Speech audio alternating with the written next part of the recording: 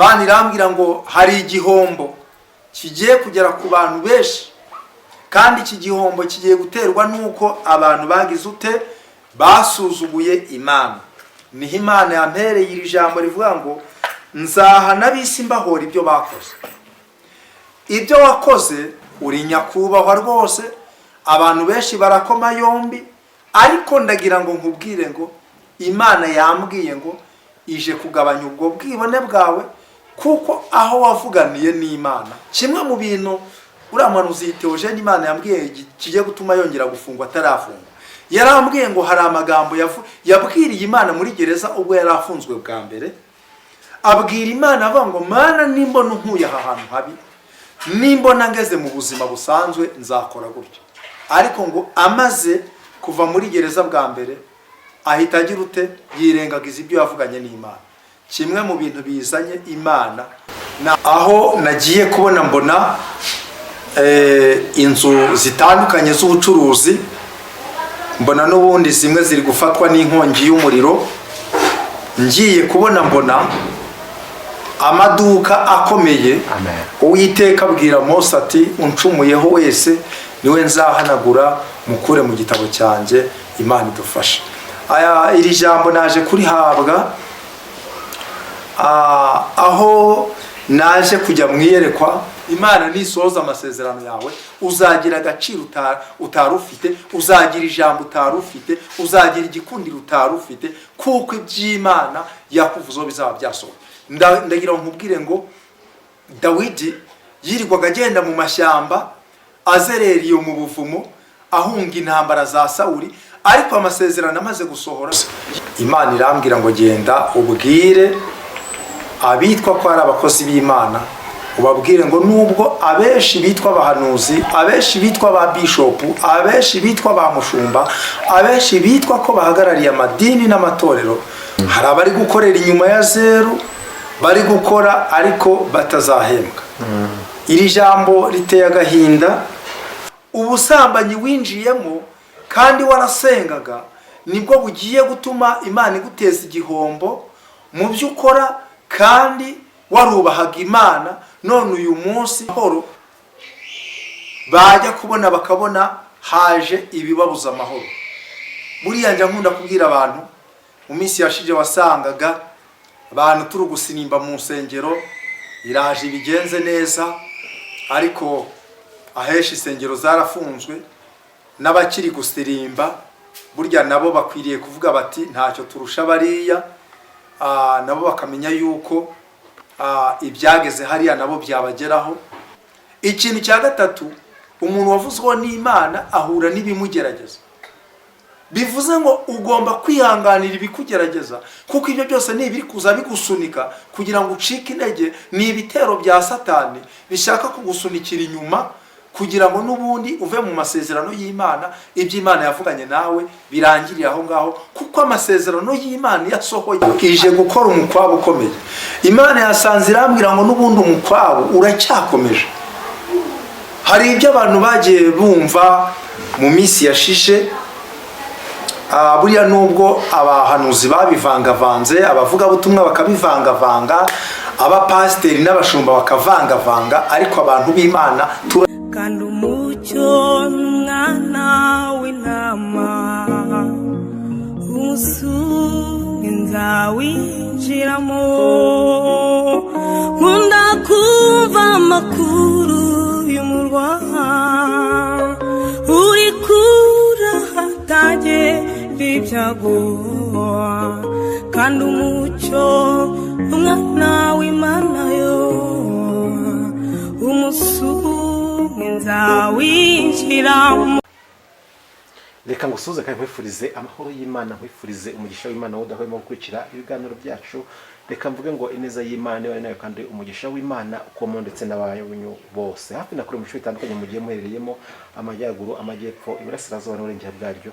Reka mwese twizere yuko muri amahoro, kandi twizere yuko Imana ibarinze. Ni Benepo ubasuhuza banatwe muri kino kiganiro dutangirana kandi tugeze ku musozo, uze guhabwa umugisha wabitabiriye ubutumwa bwiza bwa Yesu Kristo. Ngize umugisha ndi kumwe n'umukozi w'Imana, tumaze iminsi tutabonana, ariko dushima Imana yuko yamurinze natwe katurinda tukaba twongeye guhura tutishwe n'ibyaha tuvuga ngo izina ry'Imana nirishyirwe hejuru. Reka mu ikaze impamvu ngenda muzi ariko iminsi tumaze kubona umuryango waragutse ari buze kutwibwira nanone ntacyo bitwaye kuko n'umuntu w'umugabo kandi turagushuje mu izina rya Yesu.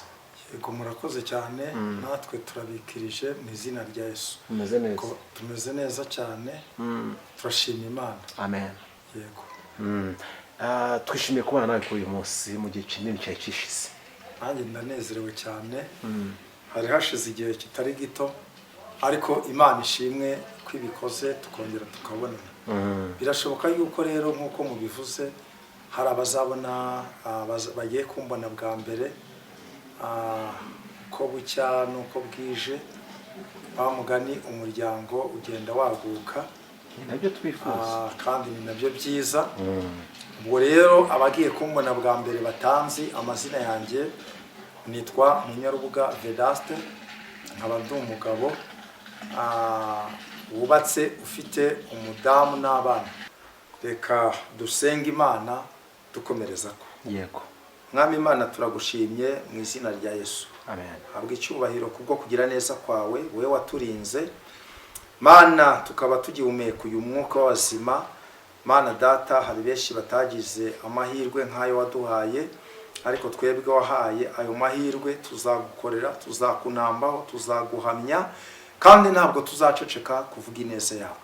Turagushimiye rero muri uyu mwanya ubwo tugiye gutambutsa iyi message ndasenze kugira ngo ubane nanjye kandi umwuka wawe wera nyobore unginde kugabanya cyangwa kongera ahubwo byose ubikorere kwiyubahisha ni mu izina rya Yesu Kristo. Amen.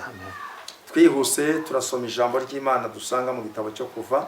Igitabo cyo Kuva igice cya 32 umurongo wa 3 haranditswe ngo Uwiteka abwira Mose ati uncumuyeho wese niwe nzahanagura mukure mu gitabo cyanjye. Imana idufashe cyane. Amen. Uwiteka abwira Mose ati uncumuyeho wese niwe nzahanagura mukure mu gitabo cyanjye. Imana idufashe. Iri jambo naje kurihabwa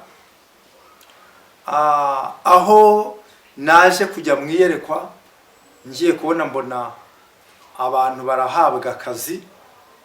Ubwo bahabwaga akazi muri kampani nagiye kubona mbona umuntu wese ubonye akazi muri iyo kampani izina rye riranditswe mu gitabo. Noneho ngiye kubona mbona muri ba bakozi bari bamaze kwandikwa amazina yabo bagiye gukora batangira akazi barakora. Ubwo barimo bakora bamwe batangira gukora nabi mbese akazi uko bemejwe gukora ku kazi nawe ariko bagakora. Abandi bakagenda bica ako kazi ariko bari kureba bashebuja kujisho. Ariko muri ako kazi hari harimo abagenzuzi bagenzuraga ariko bamwe batazi yuko baba bari kugenzurwa. Ubwo igihe cyo guhembwa kigeze ngiye kubona mbona ubwo abantu benshi bazaga baje guhembwa bati igihe cyo guhembwa kirageze. Ngiye kubona mbona batangiye gusoma amazina y'abakozi. Ngiye kubona mbona benshi muri ba bakozi amazina yabo arabuze. Imana irambwira ngo genda ubwire abitwa ko ari abakozi b'Imana ubabwire ngo nubwo abenshi bitwa abahanuzi, abenshi bitwa ba bishop, abenshi bitwa ba mushumba, abenshi bitwa ko bahagarariye amadini n'amatorero, hari abari gukorera inyuma ya zeru bari gukora ariko batazahembwa. Iri jambo riteye agahinda. Ijambo ry'Imana riratubwiye ngo Uwiteka abwira Mose ati ucumuyeho wese niwe nzahanagura mukure mu gitabo cyanjye. Buriya uku dukorera Imana amazina y'abantu benshi ari mu gitabo cy'Imana. Kuko nukuvuga ngo uri mu mubiri ntiwabibona ariko nuko nguko iyo ugiye mu mwuka umenya yuko hari uburyo abakozi b'Imana banditswe mu gitabo cy'Imana kandi bakaba bitwa ko ari abakozi b'Imana. Ariko iyo umaze gucumura ku Mana ni ukuvuga ngo uba urimo ukora ariko izina ryawe ritari mu gitabo cy'abakozi. Imana irahanagura. Ni ukuvuga ngo aya magambo cyangwa se ubu butumwa mbabwira, abenshi Imana yamaze kubahanagura mu gitabo cyayo. Ni ukuvuga ngo biteye agahinda kubona uri pasiteri uri gukorera inyuma ya zeru, ejo abakozi bakajya guhembwa ariko izina ryawe rikabura muri cya gitabo cy'abakozi. Biteye agahinda kuba witwa umuririmbyi, witwa umudiyakoni, ariko ejo abakozi b'Imana bajya guhembwa ugasanga izina ryawe ribuze mu gitabo cy'abakozi. Ni ukuri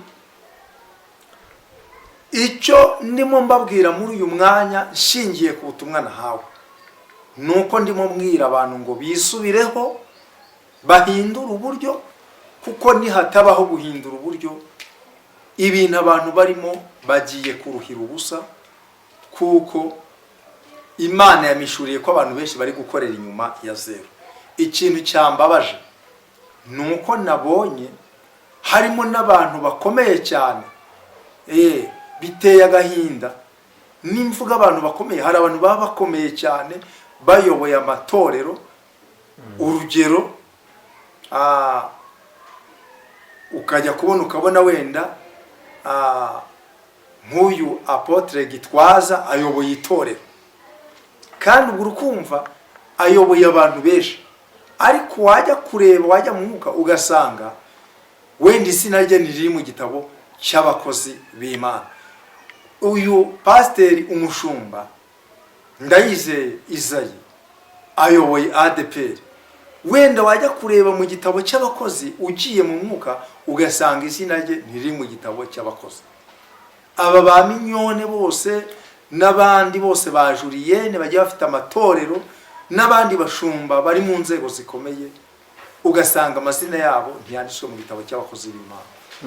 Biteye agahinda rero kuba warabwiraga abantu ukababwira yuko uri umugenzi ujya mu ijuru, ariko iryo juru ubwira abandi ukaba utazahinguka no kuri porotayi yaryo, ukaba utazahinguka no ku marembo yaryo ngo bashe n'ubundi kureba ngo rimeze gutya urirunguruke. Bantu b'Imana, ubu butumwa ndimo mbabwira mu bwiteho, kubera yuko icyo nababwira, Imana iradukunda. Kuba nari maze igihe kirekire naboneka hano ku Musaraba TV, si uko nari mbuze ibyo naza kuvuga, ariko Imana yambwiye ngo ninze mbabwire yuko abenshi bari gukorera inyuma ya zeru. Kandi Imana meruka mbabwira ngo Imana ije kwerekana abantu bayo n'abatari abayo, ije gukora umukwabo ukomeye. Imana yasanze irambwira ngo n'ubundi umukwabo uracyakomeje. Hari ibyo abantu bagiye bumva mu minsi yashishe, buriya nubwo abahanuzi babivangavanze, abavuga butumwa bakabivangavanga, abapasiteri n'abashumba bakavangavanga, ariko abantu b'Imana turacyahari. Abantu bakorana n'Imana turacyahari, abantu bavugana n'Imana turacyahari, abantu Imana isanga ikadusura ikatuganiriza mu nzozi no mu mahereko ya nijoro turacyahari. Yego. Buriya mu minsi yashije, kandi nanone buriya abantu bajya birinda gupinga cyane, mu minsi yashije niho Imana yigeze isanga ndyamye ari nijoro,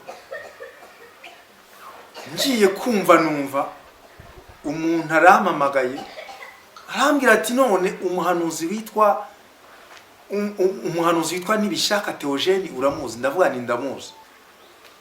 Uwo muntu arangije, ubwo nari mwiyerekwa, arangije arambwira ati none se ko iri joro narose bongeye kumufunga, ngo muri iryo yerekwa nanjye ndamubwira ni none se ko nanjye Imana yambwiye ko agiye kongera gufunga. Ubwo ngubwo icyo gihe hari n'ubundi butumwa bw'abakozi b'Imana nari nahawe.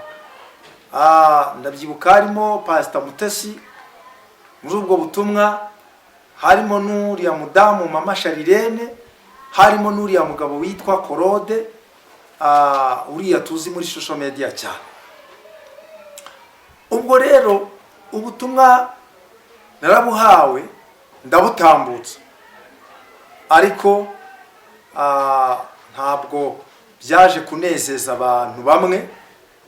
Uwo mugabo Nibishaka Theogene, nibuka yuko yamamagaye ambwira amagambo menshi, ariko ambwira nabi.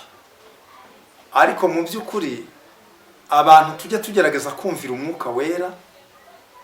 Ubu se ntureba yuko uyu munsi ari muri gereza? Nyamara yavuga ngo none nakora iki? Tugasenga Imana tukamenya icyakorwa, gereza iba yaravuyeho.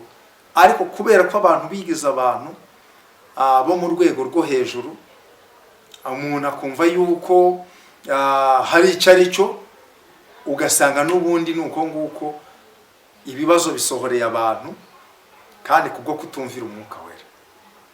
Wowe ndakwifuriza kumvira umwuka wera, wimera nka runaka.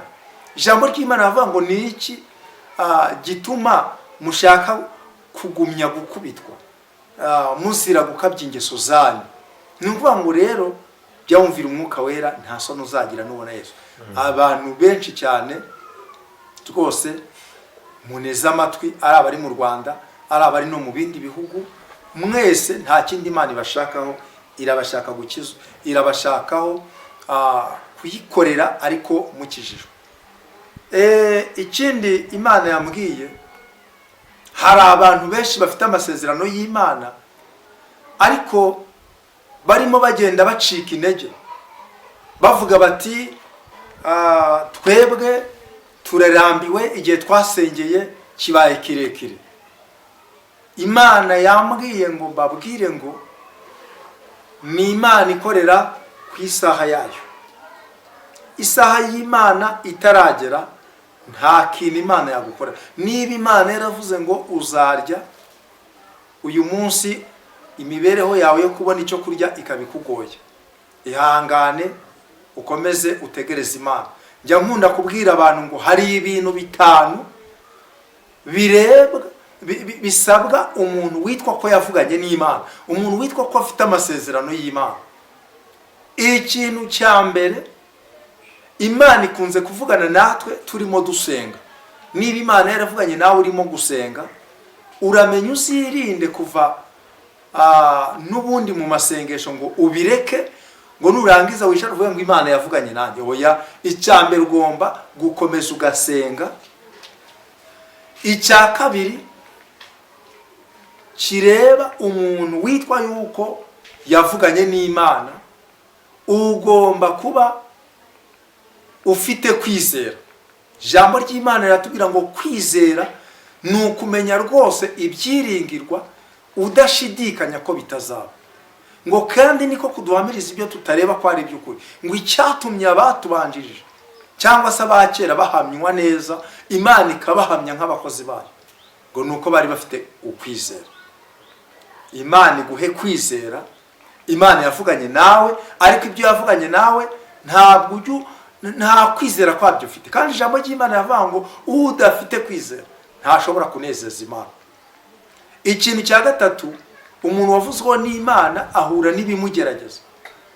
Bivuze ngo ugomba kwihanganira ibikugerageza, kuko ibyo byose ni ibiri kuza bigusunika kugira ngo ucike intege. Ni ibitero bya Satani bishaka kugusunikira inyuma kugira ngo n'ubundi uve mu masezerano y'Imana. Iby'Imana yavuganye nawe birangirira aho ngaho, kuko amasezerano y'Imana yasohoye ahesha Imana icyubahiro. Yewe n'uwo muntu ushohorezwa amasezerano agahabwa, akagira agaciro atarasanzwe afite. Imana nisohoza amasezerano yawe, uzagira agaciro utari ufite, uzagira ijambo utari ufite, uzagira igikundiro utari ufite, kuko iby'Imana yakuvuzeho bizaba byasohoye. Ndagira nkubwire ngo Dawidi yirirwaga agenda mu mashyamba azerera iyo mu buvumo ahunga intambara za Sawuli, ariko amasezerano amaze gusohora yicaye ku ntebe y'ubwami aratuza, aba umunyacyubahiro kuko amasezerano yarasohoye. Icya kane rero, umuntu wavuganye n'Imana asabwa kugendana no gukiranuka. Ni ukuvuga ngo Imana yigeze ibwira Yakobo, iramubwira ngo yewe Yakobo, wambereye inkoramutima, wabayeho kubahwa, nanjye naragukunze, nzatanga ingabo nyinshi zipfe ku bwawe, n'amahanga nyatangire ubugingo bwawe. Urumva yuko yabimubwiye kubera yuko akiranuka. Niba Imana iguhaye amasezerano kubera yuko ikwishimiye, komeza ukiranukira imbere y'Imana, kandi nunacikwa ukibona mu mutego wa Satani, uhita ujya imbere y'Imana nk'umwana uhemukiye umubyeyi, uyibwire ngo Mana mbabarira, Imana yacu ni inyembabazi, izakubabarira, ariko wirinde kujya kure y'Imana. Icya gatanu, ukwiriye gutegereza iby'Imana yagusezeranyije. Abahanga bamwe baravuze ngo iby'Imana bijya uwarambije, uwarambiwe yatashye.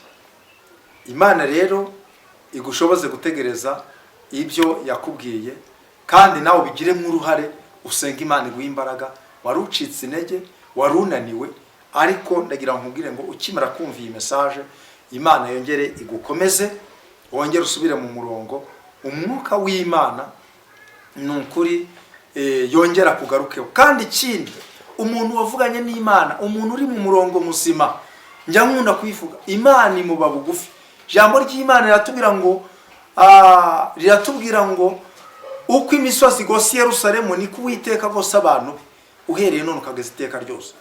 Ni ukuvuga ngo uyu muntu w'Imana, Imana iramusanga, niba hari ikibazo yagize ikamubwira ngo humura, niba hari ibigiye kumubaho ikamubwira ati imbere hari urugamba, nuko nguko. Icyakora dushobora no gutungurwa, kuko Yakobo yaranditse ngo bene data bakundwa, nimugubwa gitumo nibibagerageza bitari bimwe, mumenye yuko kugeragezwa kwanyu ko kwizera n'ubundi gukwiriye kubatera ibyishimo, ngo kandi mureke kwihangana gusohoze umurimo wako, kugira ngo mubashe kuboneka imbere y'Imana mushyitse mutabuzeho na gato. Ni ukuvuga ngo rero hari igihe gutungurwa kubaho, ukaba usenga, ukaba watungurwa n'amakuba, ukaba watungurwa n'ikigeragezo, ukaba watungurwa n'ikintu runaka, kandi kuba usenga ntibivuze yuko utazahura n'ibibazo.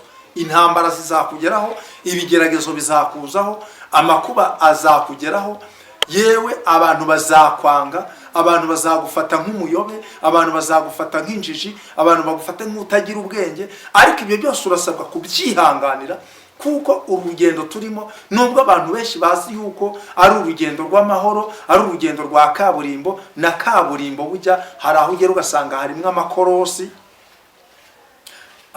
Ejo bundi nageze hano i Kigali, mvuye mu karere ka Rutsiro mu burengerazuba, ariko twaje muri uyu muhanda uva Karongi. Ni umuhanda uriya muhanda Rutsiro Karongi Muhanga, nuko gutyo, ni amakorosi. Ubwo rero nubwo ari kaburimbo, ariko harimo amakorosi.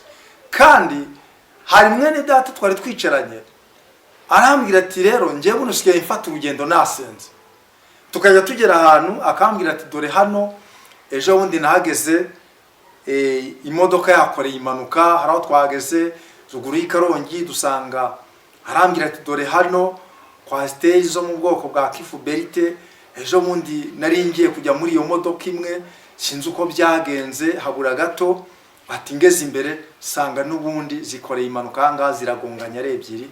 Nuko nguko ni ahantu mu ikorosi rikomeye cyane.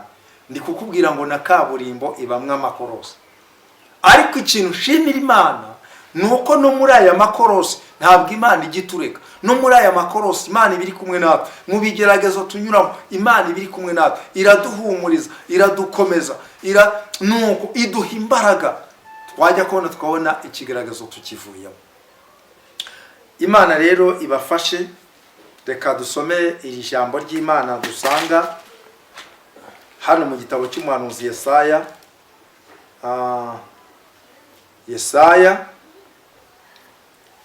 turasoma igitabo cy'umuhanuzi w'Imana witwa Yesaya, twumve icyo ijambo ry'Imana riri kutubwira.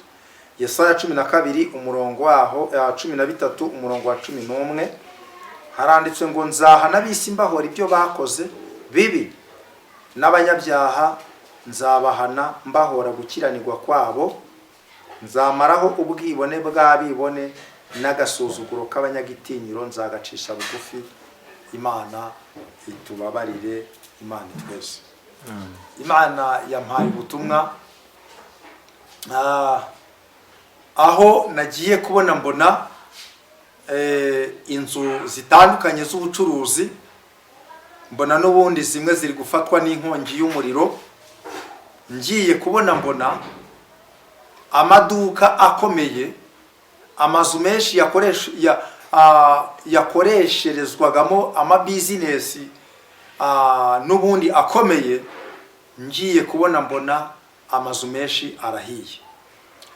Imana yo mu ijuru iza kunyereka benshi mu bakoreshaga ayo mabizinesi bari bafite amakeredi. Ngiye kubona mbona abenshi muri ba bantu bahuye na cya gihombo. Ngiye kubona mbona bamwe basohotse mu nzu zabo kuko zari zigeze ziri mu bugwate bw'amabanki. Ngiye kubona mbona bamwe baterejwe icyamunara.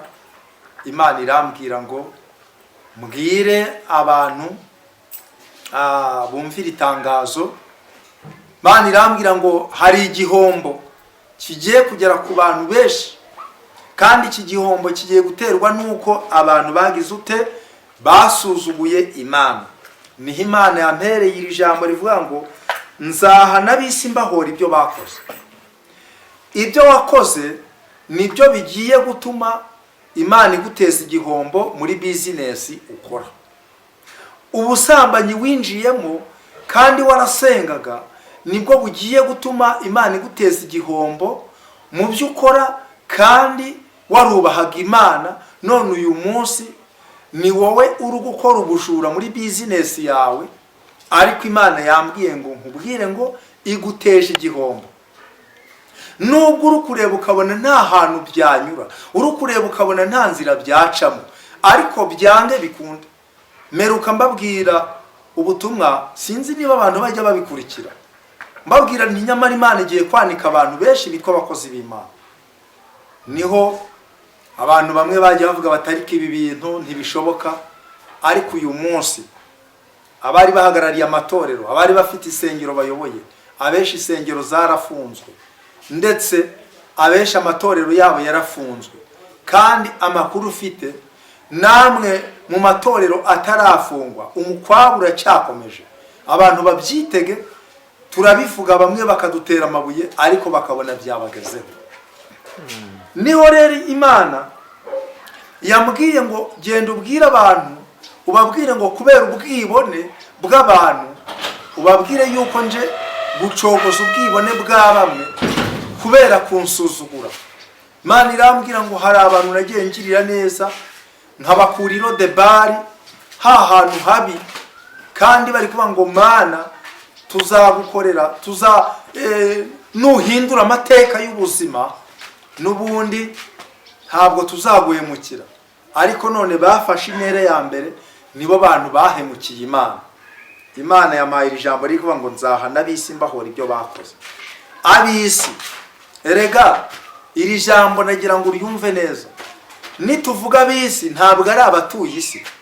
Ab'isi ni ba bandi bitwa yuko bakora iby'ubupagani kandi baramenye Imana.